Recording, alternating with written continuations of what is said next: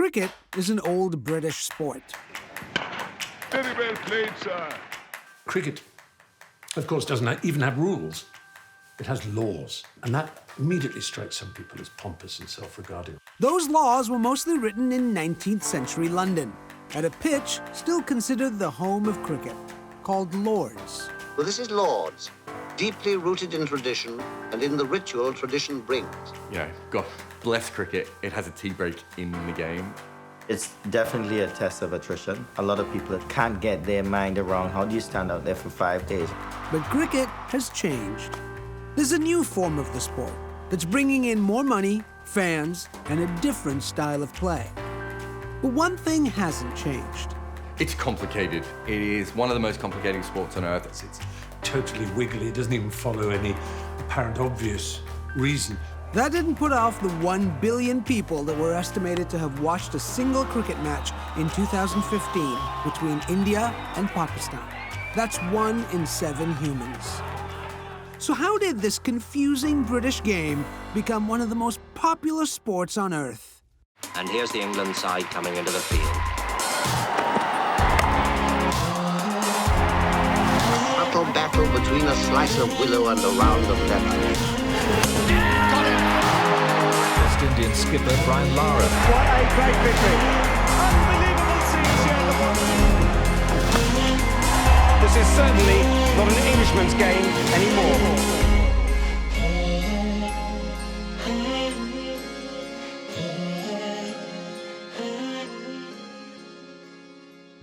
Two teams of 11 play each other on a field shaped like an oval. The batting team has 2 players on the field at a time, on either end of the pitch. They're trying to score runs, while the fielding team is trying to get them out. On each side of the pitch is a wicket. The wicket is 3 stumps topped by 2 bails. A batsman stands in front of a wicket, trying to hit the ball delivered by a bowler from the other end of the pitch. If the batsman hits the ball, they score runs by exchanging positions with the other batsman. Each exchange equals 1 run. While they're running, the fielders try to get the ball and hit one of the wickets before a batsman gets there. If they don't make it before the ball knocks the bails off the stumps, they're out, and a new batsman comes in. If the batsman hits the ball hard enough, they won't have to run. If they hit it to the boundary, it's worth 4 runs. And all the way over the boundary, that's 6. If a fielder catches the ball, the batsman is out.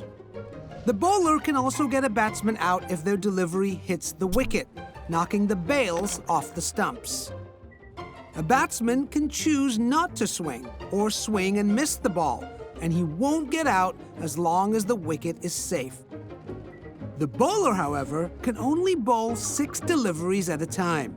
That's called an over, and it's really important. After each over, a teammate takes their place. When 10 of the 11 batsmen are out, it's called an innings, and the other team bats. In traditional cricket, each team has 2 innings in a match, and the team with the most runs at the end wins. If they haven't finished after 5 days, the umpire calls a draw. Technically, there are 10 ways to get out, but if you ask someone to explain them, cricket can get very confusing very quickly. Leg before wicket, one of the ways someone can be out, and the nature of the umpire, the nature of fielding positions, city mid-on, city mid-off, extra cover, third man. It's all very coded and peculiar, cricket, I suppose. That's the problem. The British didn't just write the rules of cricket, they spread it around the world by taking it to their colonies in the 18th and 19th centuries. British soldiers played it, and the local people either took to it or didn't. In Canada, they didn't particularly, a bit cold, so they went for the ice hockey instead. But in the warmer countries, it seems obviously to have taken off. Even the United States played before baseball became the patriotic pastime. America decided cricket smacked of colonialism, and therefore they were not going to play. But in other colonies, playing cricket was an opportunity to beat the colonizers at their own game. And the English began inviting teams to come test their skills against them in England. The competitions were called test matches, which is what the long form of the game continues to be called. Most of the countries and the top countries that played the game has that little element of wanting to get back at the English. And the colonies got a new opportunity to do that starting in 1975 when cricket got a World Cup. Without the World Cup, cricket would still be a gentlemanly agreement. Yeah, we're free at that time of year. We'll come over. Whereas the World Cup gives everyone the chance to prove themselves. In order to play a tournament, matches needed to be shorter and end with a winner and a loser. So they played a one-day form of the game that limited the number of overs faced by each team. The first two World Cups were both won by the West Indies. My mother was jumping in the kitchen when the West Indies were winning. Did she care about the game that much? No. Did she understand the game that much? No. But cricket meant a lot to us as West Indians, and not just in the Caribbean. In the third World Cup, England didn't even make the finals. They had lost to India, a team playing against the West Indies after having won a single game in the first two World Cups.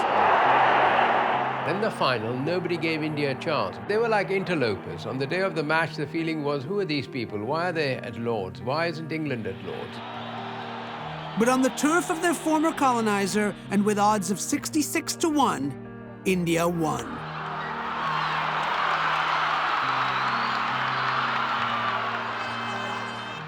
In '83 was for the first time, Indians at home watched their team win abroad. This is a new India emerging. I mean, the economic prosperity of India came a decade later, but if you think that marked the moment when India was confident.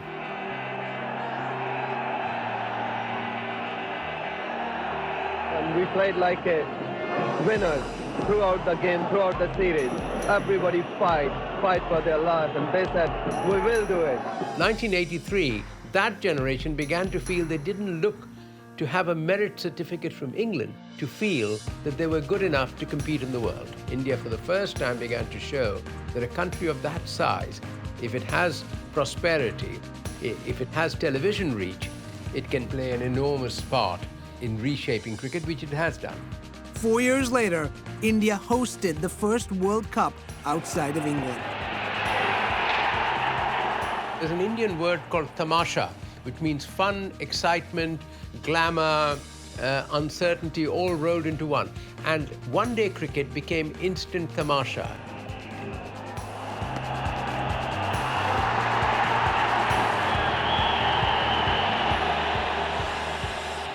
You just are amazed at something that was started on green turf with the sight of an English church and you know, light applause and well played, good fellow, becomes this screaming religious ceremony.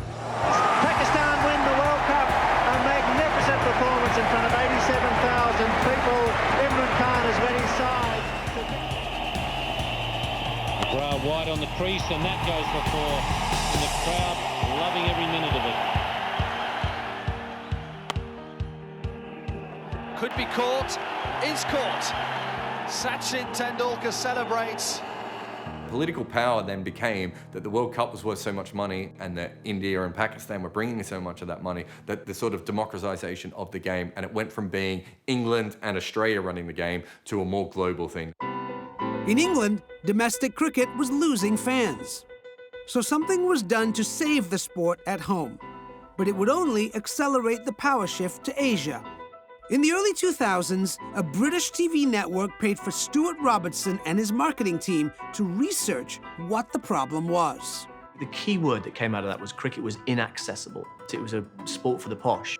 Robertson had an idea, an even shorter form of cricket limited to just 20 overs for each team that would last 3 hours. And we asked those people, if we introduced a game of cricket that lasted less than 3 hours, would they come to see the game? And all of those people who were indexed as never having come to a cricket match before, they massively over-indexed in saying, yes, we would come to that. They called the new format 2020, T20 for short, and pitched it to the heads of English cricket at Lord's. We're arranged around this enormous table in alphabetical order. So it started with Derbyshire, then Durham, Essex, and it went all the way around to Yorkshire. You know, the 60-year-old white males who had loved their traditional cricket, don't particularly like change. Then the vote went up, started counting the hands as quickly as I could, and we realised that it was 11-7 in favour. The next summer, T20 made its debut in England. The guy on the PA system, at the start of the game, he said, "Welcome to the future of cricket." And it was amazing. It was a great statement. Not everyone agreed. I still remain, to be sold on the idea. I don't like the razzmatazz that's going to go with it. The rest of the world got their opportunity to judge the new format in 2005. We welcome the world into Eden Park, Auckland, New Zealand, the first ever 2020 international in the history of the game. New Zealand against Australia. It felt a little bit like they weren't taking it very seriously. And here they come. Cairns, look at Hamish Marshall in the background. Goodness me, what is he on? Or a lot, like they weren't taking it very seriously. They were all but drinking during the game. I mean, that tells you how serious the game was. Oh my heavens! They look like a psychedelic funk band from Chicago in 1975. That reputation stuck, and when the format got its own World Cup, the advertising made it clear that T20 cricket was for... Party people! The ICC World T20 from the 11th to 24th September is off their hook! India were like, this is stupid. We've already got one-day cricket. We're more than happy. We don't need this other stupid thing. T20 cricket was an English invention. India had almost dragged into the World Cup of 2007 in Johannesburg. They were virtually dragged there. They sent over a young team. That happened to be the best thing they could have done because a lot of the old players didn't really understand T20 cricket, whereas the young players kind of understood that you had to go as hard as you could. Yuvraj goes into the crowd. That's massive. Of all the teams that India were playing, it was Pakistan. They were going to lose to Pakistan in the final, and then Misbah-ul-Haq, just as he's about to hit the winning runs, hits the ball straight up in the air. In the air, Srishant takes it. India win. The Johannesburg miracle. And as a result of that, India said, this is T20. If one-day cricket was tamasha, this was super tamasha. In 2008, India launched a new T20 tournament called the Indian Premier League. Indian Premier League scene. In the first 2 years, the IPL doubled in value. And in the decades since, it has developed a unique brand of cricket that combines entertainment with fast-paced action and attracts players from around the world. Now, has he found a man? Team owners include Bollywood stars like Preeti Zinta and Shah Rukh Khan, who take an active role in promoting the league. India, cricket and film is a religion, and blending the two is quite a mix. It's quite exciting. With IPL, the Indians finally discovered a 3-hour Bollywood movie which is actually live cricket. It is player number 8. Every season opens with the auction where celebrity owners bid for players. Teams also create their own anthems, like this one, promoting the Kolkata Knight Riders and featuring Bollywood star and team owner Shah Rukh Khan. We're too hot, we're too cool, I'm in Kolkata, we rule. The Indian Premier League version with its extraordinary made-for-television excitements and these wonderful sort of routines and dances and flames going up. They brought in American, what do you call them? Not the can-can girls, the American cheerleaders. Cricket has never had a primetime TV product that we can put on every night of the week. And that is essentially what has turned T20 in from being a very good game for crowds to go to being the #1 thing in cricket. There's no turning back. If the sponsors are telling you this is where they want to put their funds, and the spectators are coming through the gates, and the TV rights are huge in T20 compared to other things, then you got to run with it. The number of international matches of one-day cricket has declined over the last decade, while the number of international T20s has increased. Over a century after England introduced Test cricket to the colonies, this new form of the game has spread outwards from India. India has given a model for other countries to follow. When the IPL was successful, all these other places went, well, we'll set up our own leagues and we'll try and be successful. The difference is that the money and the TV is just not as strong in some of those other places. So the BBL in Australia is a very successful league, just doesn't have 1 billion people willing to watch it. Now, it is IPL is where they earn the money.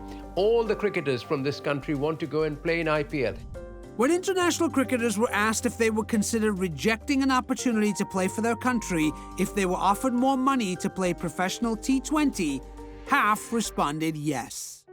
People will develop an opinion that some players don't like playing for their country. They're just running the money down. But sport is about money. You know, you have to make a living. You're a sports person. This is entertainment.